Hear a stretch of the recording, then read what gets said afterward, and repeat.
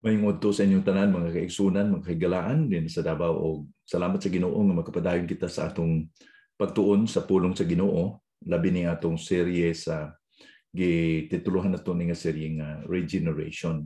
Mao ni ang kamatuoran sa Biblia nga ang Ginoo nagabag-o nato.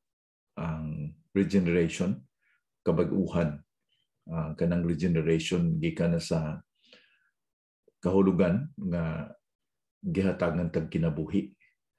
O sa ang atong topiko ni ini nga udto mao ang pagbag-o ni Kristo sa atong pangunahuna. Ang pagbag-o ni ang kabag-uhan nga atong naangkon diha kay Kristo sa atong pangunahuna. Ang bersikulo nga akong basahon una sa tanan, ang ikaduhang Korinto, bersikulo 4 hangtod sa 6. Ikaduhang Korinto 4, bersikulo 4 hangtod sa 6. Dili sila mutuo sa mayang balita, tungod kay ang ilang mga hunahuna gibutaan ni Satanas, nga mao ang nagpakadiyos ni ining kalibutana.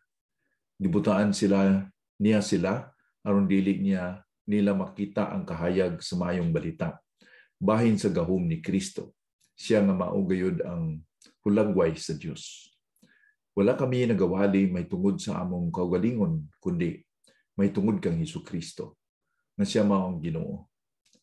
Nagalagad kami kaninyo tungod ug alang kang Hesus, ang Dios nga nagaingon, gikan sa kangitngit mudan-ag ang kahayag.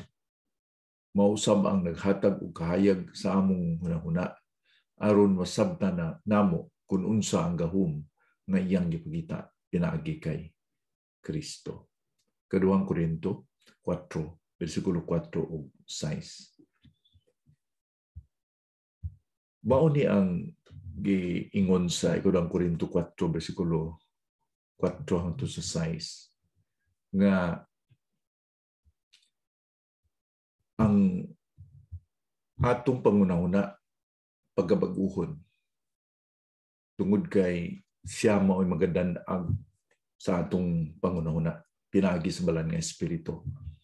So ang pagkakristohanon adunay kabag-uhan diha sa atong pangunahuna. Ang pangunahuna sa tao dili gyud makahangop kung dili ni bag-uhon sa balaan nga espiritu. Abi ninyo adunay mga tao karon nga hugot gyud ang ilang pagsupak sa may balita. Bisan og unsaon to explicar sa ila na nungod sa simple nga paagi sa kaluwasan, dili sila makasabot. Ngano man nga dili sila mo makasabot tungod kay ang ilang mga pangunahuna na bulagan. Mo giingon sa bersikulo 4, kaduhang Korinto 4, bersikulo 4. Dili sila mutuo sa mayang balita tungod kay ang ilang mga hunahuna gibutaan ni Satanas, nga mao ang nagpakadiyos ni ining kalibutana. So, unsaon man pagkakita nila sa kahayag o nindot nga tan-awon kung gibulagan sila. So, nining atong pagtuon, atong matun-an nga kinahanglan nga dunay gipagbago sa atong pangunahuna. Kay ang pangunahuna nga nakahangop sa kamatuoran sama sa usa ka tawo nga bulag nga gihatagan og kahayag o nakakita na. Kini ang pangunahuna sa usa ka dili tumutuo nga ingod sa ikaduhang Korinto 4, bersikulo 4. Dili sila mutuo sa mayang balita tungod kay ang ilang mga hunahuna gibutaan ni Satanas, nga mao ang nagapakadiyos nining kalibutana. Gibutaan niya sila aron dili nila makita kahayag sa maong balita. Sa mayang balita bahin sa gahom ni Kristo, siya nga mao gayud ang hulagway sa Dios. So dili gid sila makakita sa kahayag sa himaya sa mayang balita tungod kay nabulagan sila. So athag dinhi nga ang gisgutan or ang mga grupo nga gisgutan ni Pablo ang mga unbelievers, ang mga dili tumutuo, ang dili nagtuo sa mayong balita. O mauni ang description sa ila, ang Diyos kalibutan, mao ang nagapabulag sa ilang pangunahuna. Kung ang isang katao bulag, puting nun nga, Diyos lang guding niya mag-accomplish o mahimo sa kalibutan, di ba? Di ka makakita tanan sa palibot ngit-ngit. So, kining ang mga tao, mahimo nakabati sa pulong sa Diyos sa mayong balita. Pero tungod kay nabulagan, nagmakuli paghihapon sa pagtuo ni Ginoong Kristo. Dunay mga katangian nga makita nato sa pulong sa Diyos na nungod sa mga dili mo tumutuo nga nabulagan sila. Una, ang dili mo tumutuo, dili pwede nga muhimaya sa Diyos. Dili pwede nga sila mga anak nga malipay ang amahan tungod kay ang fellowship, ang pangunahuna nga hatang ni Pablo dinhi sa bersikulo 4 nga dili gyud siya kakita sa himaya sa Dios. They cannot see the glory of Christ. Ang isa ka dili tumutuo, mahimong nakabati siya nahanungod kay Kristo. Pero kutob lang niya na mga to sa simbahan, mahimong ma-impress niya or madaygo niya ang mga ginahimo sa simbahan. Ang music, ang building. Pero ang Ginoo nagatan-aw gyud sa iya nga pangunahuna kun unsa gyud kabag-o niya pangunahuna.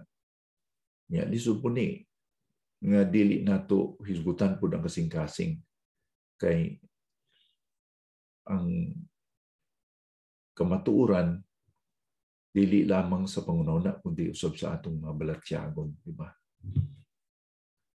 So kining tao nga dili tumuluo nga nabulagan, mahimong debatihon nato na siya. Dugay nga pagdebate para mo-convincer, pero di gyud siya mag-convincer tungod kay nabulagan. Pero sa lingtunganay, sa panahon sa paghukom ng magbalik si Ginoong Kristo, may balaan nilang kamatuoran, di na sila makadumili. Kay ang unbelieving mind, ang dili ginalibyuhan ng pangunahuna, dili sila makatugkan sa pulong sa Ginoo. Dili sila makatugkan sa kamatuoran. Ang mga religion sa kalibutan, nagisgot sila Diyos, nagisgot sila, daghan sila may Diyusan, pero di gyud sila ka ila ni Ginoong Kristo nga mao ang usa lang ka Diyos. O mao Diyos nga gipaila kanato. So ang pangunahuna sa tao kinahanglan nga iya gyud nga baylohon o i-transform. Dili siya kakita sa himaya sa Dios, dili pud siya kakita sa kahayag sa mayong balita. Diha sa bersikulo 4 ningon dinha nga ang mayong balita sa himaya ni Kristo. Unsa man ang gospel, unsa man ang mayong balita? Mao na ang mayong balita nga si Kristo puno sa himaya. Ang atong himuon ini sa kalibutan, mao lang gyud ang pagtuboy o pagdayaw ni Ginoong Kristo sa iyang gihimo para sa pagtubos nato dito sa cross. So si Ginoong Kristo sa natawo dinhi sa kalibutan, wala siya sala. Perfect ang iyang kinabuhi. Gani siya ang Diyos nga nagpakatao ug tungod kay hingpit ang iyang kinabuhi. hingpit po siya nga sakripisyo para sa atong kasalanan. So kung mag-iong kita sa atong pagkakristohanon, di yun ang mahamulag sa persona ni Ginoong Kristo. Kaya siya ang Diyos nga nagpakatao. Kung wala kita nabala ni Ginoong Kristo, di na ito ni tamud nga importante sa atong fellowship, sa atong kinabuhi. What yo'y Christianity? Kung ay Kristo ay Christianity, kung ay Kristo ay gospel. Kung magisgot kita o pagka-Kristiyano, maagyo ni pag-ila sa Ginoo pinaagi kay Kristo. So ang himuon nato, ang maagyo ni nga isang niyaw sa mga dili tumutuo nga si Kristo mauna siya ang Diyos nga nagpakatao. Kinahanglan nato na kanunay isang niyaw. Sa simbahan di nato na nga take for granted nga dugan na sila nagtambong nga di natamuhali o mayang balita kay ang good news importante na kay mauna ang gahom sa kaluwasan o gamito na sa balang espiritu nga sa atong pagbalik-balik sa pagpresentar o pagwali sa mayang balita bisan o diduso o kasi maingon nila nga wala sila nakadawat ng Ginoong Kristo pa nga mahangkat sila nga dawaton sa Ginoong Kristo tungod kay ang gospel si Kristo nagatanyag sa kugalingon nga hingpit o balibayan nga gasa para sa atong kasalanan. Ang trabaho ni Satanas, giingong pa din ang trabaho niya sa versikulo 4 ng ang ilang mga hunahuna gibulagan ni Satanas ug mao ang nagpaka-Diyos ni ining kalibutan. Gibutaan niya sila aron di nila makita ang kahayag sa maayong balita bahin sa gahom ni Kristo. So mauni ang sitwasyon sa usa ka unbeliever. Dili siya kakita sa himaya sa Dios o himaya ni Kristo. Di pud siya kakita sa kahayag sa mayong balita. So ang sunod, kita nga mga nakasabot o nakaila, imbis nga masuko kita, kundi naunta na ang atong pagbati, compassion. Dapat di kita ma-impatient sa ila. Labi na gyud sa inyong mga amahan o sa atong mga kabataan. Bisag insaon nato i-explicar sa usa ka bagay kung ang bata di makasabot hangtod masuko na lang ta kay kasimple dong di man gyud kasabot. Pero kung ato ning i-apply sa espirituhanong nga butang, di sila makasabot tungod kay bulag. Gibulagan sila sa diablo. Gawas kung makuha ng takip sa ilang mga mata, makakita sila sa insakto. O di na lisod i-explicar ang kamatuoran. Mao na lisod kung ang isa ka tao nabulag or dili makakita kay magsigilan siya tando-tando pero tuliwa na siya kahangop tungod kay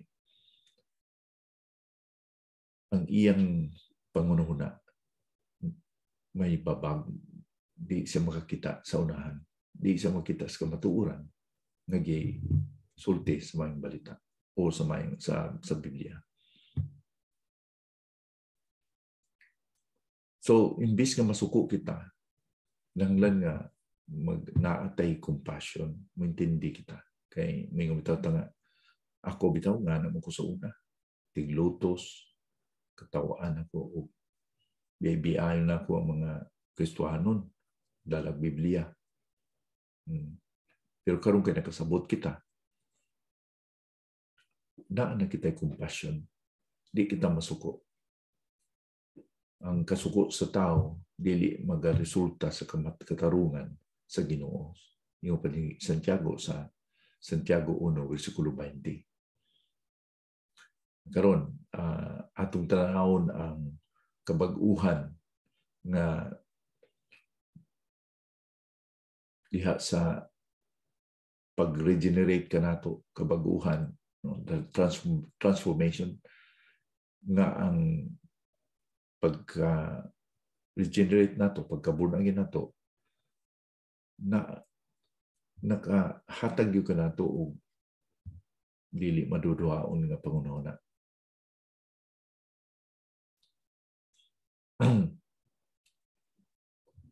Karon atong pangutana, unsa may sulod sa pangunahuna sa tao o sa Kristohanon? Unsa man? So, sa diha sa versikulo 6, ikaduhang Korinto 4, versikulo 6, ang giingon ni Pablo dina, unta ang kahayag, magadanag,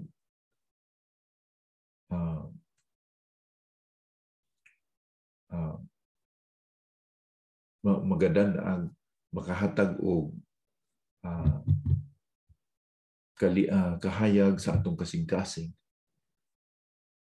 o magahatag og kahayag sa pagkahibalo o sa paghangop sa himaya sa Dios diha kang Kristo. Versikulo 6, no? Si Pablo nagahisgot dinhi nanungod sa mga Kristohanon nga mga o Kristohanon ug mga tumuluo. Ang Ginoo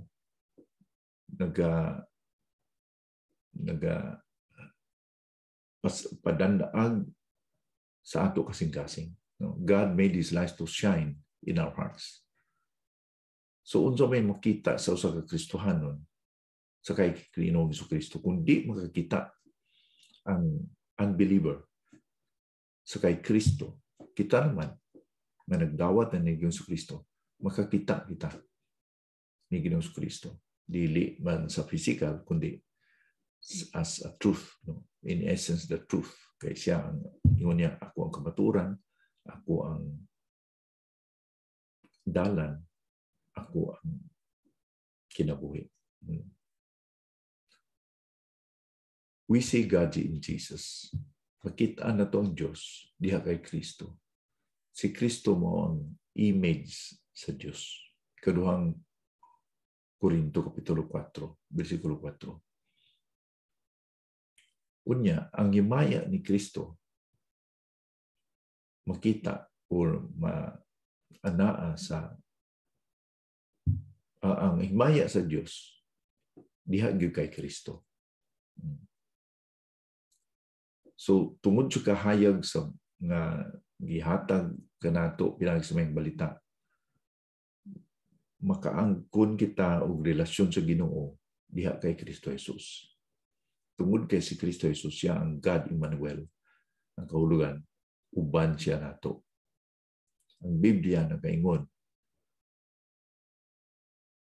siya usa ka Dios nga nagpakatao.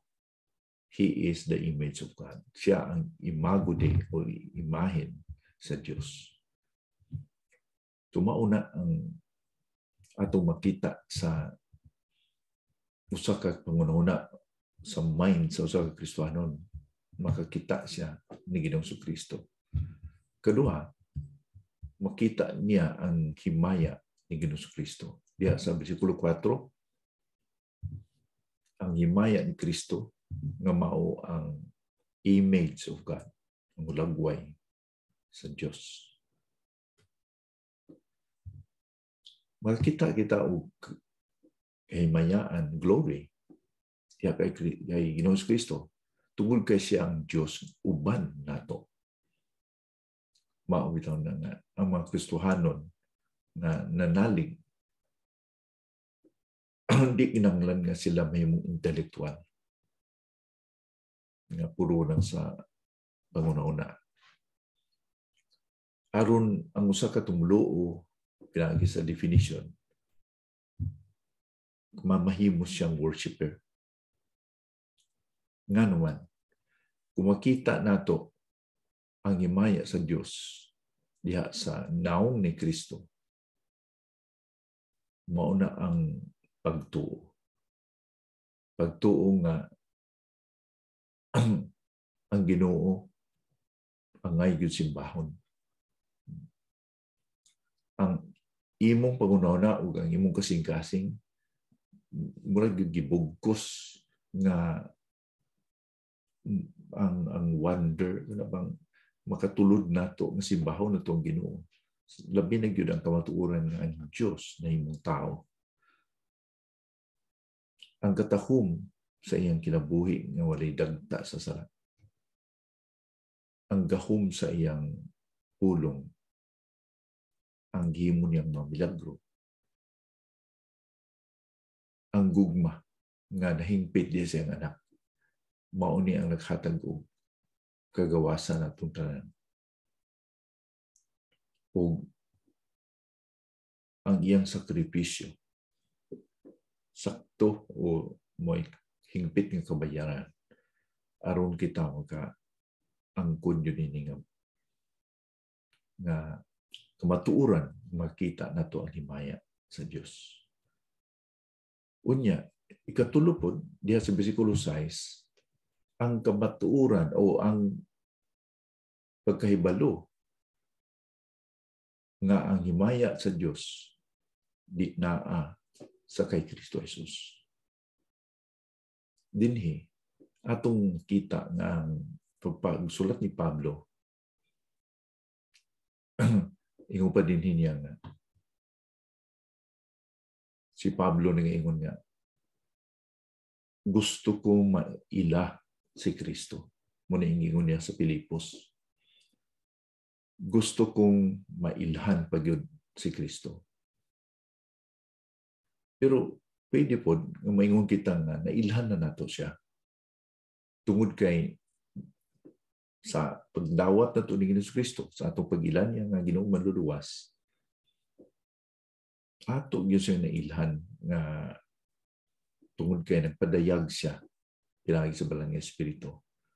Diha sa 1:17, bersikulo 3, ang giingon ni Kristo nina, mao kini ang kinabuhi walay katapusan, nga ang mga tao mga mag-ila kanimo nga mao lamang ang tinuod nga Dios ug may giila usab kanako o mag-ila usab kanako nga imong ipadala. So, kung nakabalo na kita kay Kristo, buting nun, doon na ni tayo relasyon sa iya. Ang kanak na relasyon, madugtong na or aduna gyud pag-completeness niya ng relasyon.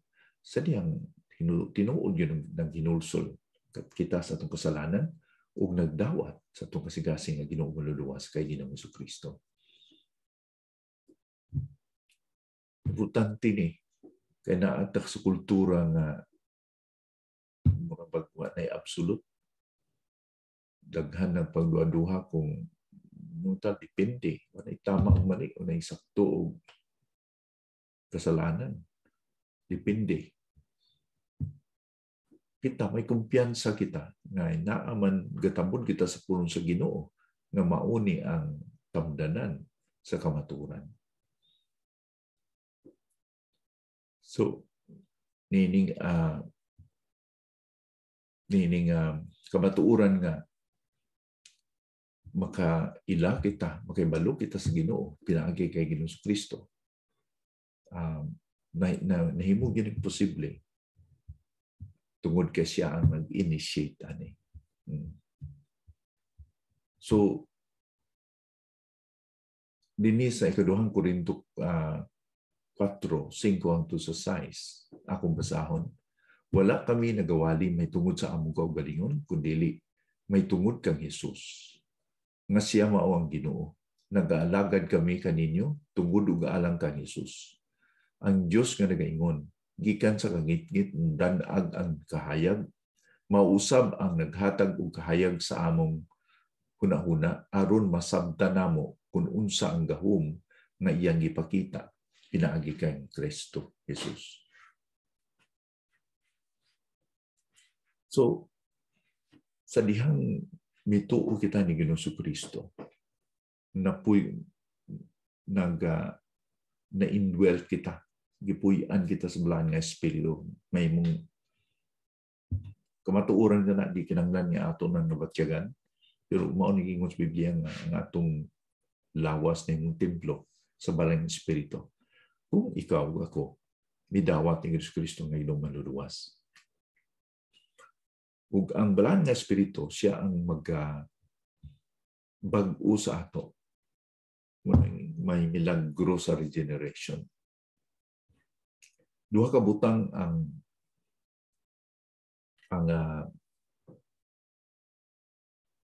giingon ni Pablo dinhi nga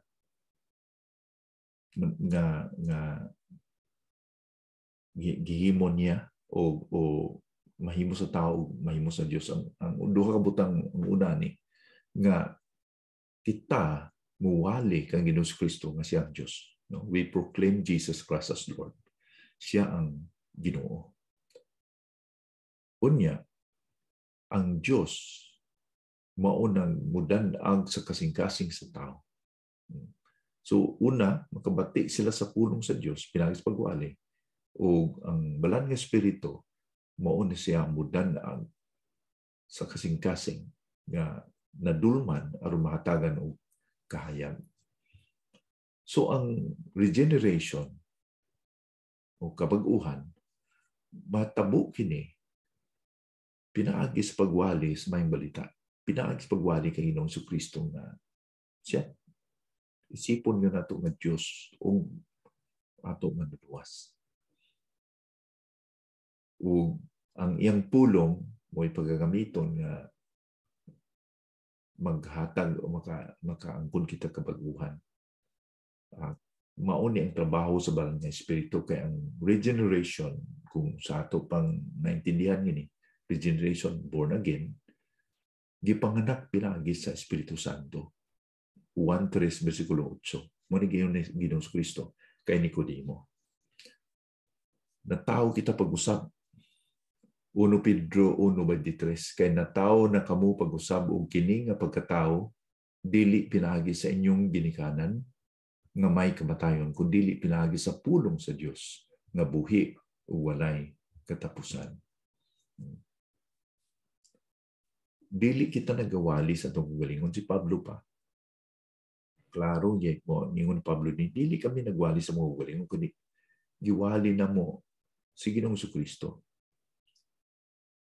Nga naman gi-emphasize yun ni Pablo nga we do not preach ourselves.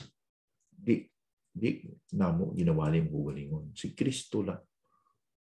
Ang rason, tungod kay di man ta makapabag-us kasing-kasing sa tao. Ang balang espiritu lamang. Kung ang usa ka dili tumutuo nga tao mudangop kanimo, mudangop ka nako, naabatay gahom nga makababag-o sa kinabuhi. Bisa pag-ingon siya na ihatag na ko yung akong kinabuhi sa mo, baguha. Huwag kang gahom na. Kundi ang atong giwali. So we preach not ourselves. Ang atong giwali, maunang si Ginoong Kristo.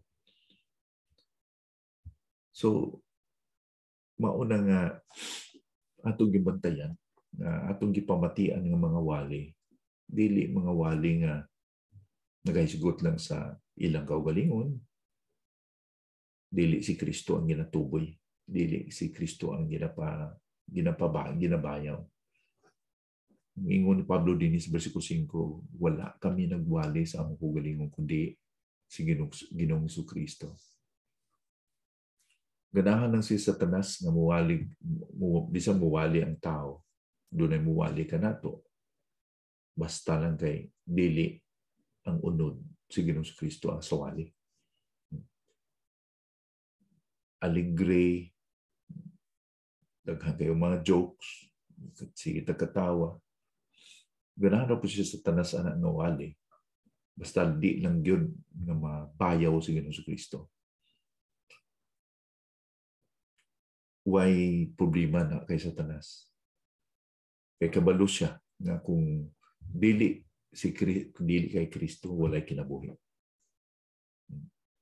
So buting nun kung pamati itagwali nga way unod nga wala dili si Kristo ang ginatuboy.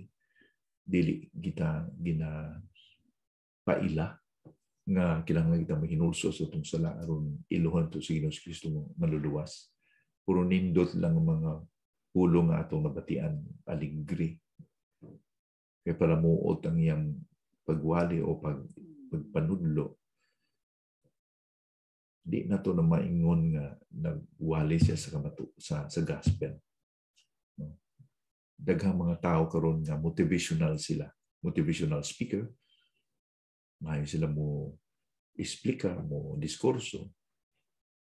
Pero ang pagwali ng Diyos kay Kristo sa mga balita na siyang Diyos, maulay makapabago kanato. Kay Pablo pa, ingon niya, ang among pagpangalagdan, maulay yun ang pagbayaw ni Ginoong Kristo. Pag-lift him up, nga siya ang maluluwas, Diyos o manunubos. So, saan man nato nga mahitabo kini sa Ministry of sa pagwalis may balita, kung sa may himuon nato nga kini gyud mahitabo o matuman, ang giingon niya sa bersikulo 5 nga kami mga alagad sa Diyos, ang atong pagkinabuhi dili makaapektar sa kamatuoran sa mayang balita. Buting nun nga, ang mayang balita dili na mapag-o kay balita. Ang balita pwede i-twist sa usa ka newscaster. Pero ang kamatuoran nga nahitabo na, for example, no, kung may nahitabo, for example, kung may nahitabo nga sa Kalbaryo, may nahitabo nga gilansang si Ginoong Kristo dito. Bisan pa o isulti sa tao nga di na tinuod, pero di na magbago sa kamatuoran kay historical event na. Pareha ba sa imong birthday? For example nga naitaw nga baguhon imong birthday sa lain nga pizza, pero di yun na mabago. Tungod kay ang kamatuoran, diha gyud usa ka adlaw nga natawo ka ug mao gyud tong adlaw kay historical event na sa imong kinabuhi. Di na pwedeng baguhon. Pwedeng linglahon ng tao, pwedeng tabunan sa tao, pwedeng tuison sa tao, pero di gyud mabago ang kamatuoran nga mao gyud to imong birthday. Mao nagihimo ni Satanas sa mayang balita. Yang gituis, yang gipapasmasan, yang gibulagan ang tao para di makasabot sa kamatuoran, pero di ang kamatuoran nga si Kristo namatay sa cross, dili gyud na mabago. So kita atong trabaho, atong ministry is pagwali lang yun, pagpresenta lang yun ng Ginoong Kristo. Mao kay ang kamatuoran, kasi ang kamatuoran, ang iyang kamatayon sa cross aron sa kaluwasan sa katangang sala sa tao, di na mabago. Kausa lang na, yung pa sa unang Pedro 3:18, si Kristo namatay makausa, di na sublion. So, ang atong role, alaga lang kita. We and ourselves as your servants, mga alaga lang kita. Ang trabaho nato mao na atong responsibilidad. Ang responsibilidad sa Dios, siya ang nagadanag sa kasing-kasing sa tao. Siya ang gadanag. Diha sa Juan 12, versikulo 32, sa wapan si Kristo gidakop aron ilansang sa krus, iya na ning gitagna daan. Mao ni ang giingon, ug kun bayawon na gani ako gikan sa yuta, paduulon ko ang tanang mga tao nga rikan ako. Nagahisgot siya sa iyang kamatayon pinagi sa sa crucifixion. Kung bayawon na gani ako, buting nun nga ialsahon yung kinabuyang lawas o ilansang dito sa cross, paduulon ko ang tanang mga tao nga rikan ako. Buting nun nga kung muwali kita, ato lang iwali lang yun nga si Kristo mao lang nagluwas nato. Di nato na butangag bulak-bulak, kundi itong iwaling tanang tao magsasala, kinsa man nga tao sa kalibutan gibunag ang magsasala o moadto sa silutan sa kamatayon sa impyerno. Pero ang walay bayad nga gasa sa Dios mao ang iyang sakripisyo, niyang dugo. Gihingpit niya ang kaluwasan nato dito sa cross. Mao na ang may balita. Mao nang ginatong iwali. Si Kristo nga gilansang dito sa cross. Siya na ang magdanag. Ang pagwali nato mao na hatagan og gahom sa balan nga espiritu nga paduulon niya ang mga tao ganha sa iyang kaugalingon. Inyong nabantayan ni nga dili ang kanindot sa pagwali sa manugwali o kan maayo nga mubalak o mutagik sa pulong or maayo sa musulti ang magpaduol. No? Ma-appreciate na to ang tao, maayo mo wali, maayo mo storya, maayo mo diskurso. Pero ang gahom yun nga mudani kanila ngadto kay Kristo, ang Ginoo lang makahimuan na. So di na ato nga gahom. Ato lang mo proklamar kita kay mensahidor lang kita. Ang mensahidor, kita ang mensahidor, basahon na niya mensahe, di mao na niyang trabaho. Ang iyang trabaho mo padangat lang sa mensahe. Pero ang gagahom sa mensahe ang Ginoo. Kaya mao ning ingon niya diyan sa versikulo 6 nga siya ang mudanag sa kasing-kasing sa mga tao ron makakita sila sa kamatuoran. So salamat sa Dios nga gipa inumduman kita dinhi sa atong pagtuon sa puno sa Ginoo nga kinahanglan ng atong pagwali sentro sa may balita, God's gospel-centered o kay Kristo Jesus lamang. Siya lang atong ibayaw, siya lang atong ituboy. Wa may guwapong tao sa ato. Wa may tao nato. Puro kita magsasala unsa may maayo sa tao nato, kundi mga magsasala kita. Si Kristo lang mahingpit. Siya lang yung ang pinakagitaw nato attractive. Mao na siya yung ato ibayaw. Mao na siya ang maka-attract sa tao. Ang kinabuhi ni Kristo, ang iyang sakripisyo sa krus. Siya lang yun ang maka-attract sa tao. Kung ikaw nagapamati karon sa atong Bible study o sa atong pagtuon sa pulong sa Ginoo, nautuntan na kung nagapamati ka sa puno sa Dios, dili tungod kay na-attract ka kung unsa sa activities, kay mahimo man ang activities sa mga grupo, pero ang maka-attract lang ta nimo mao ang si Kristo nga atong giwali. Siya lang. Ingon ni Pablo sa ikaduhang Korinto, unang Korinto 2:2 nga akong gideterminar nga wala na ko ibang iwali kundi si Kristo lamang o ang iyang sakripisyo sa cross. Wala na ko'y laing iwali. Ako nang gideterminar sa ako kasing-kasing nga wala na ko'y iwali kundi si Kristo lamang o ang iyang sakripisyo dito sa cross. So, Kung balikan nato ang pangunahuna sa tao, nabulagan sa nabulagan sa demonyo, sa diablo. Pero si Kristo, siya ang kaya.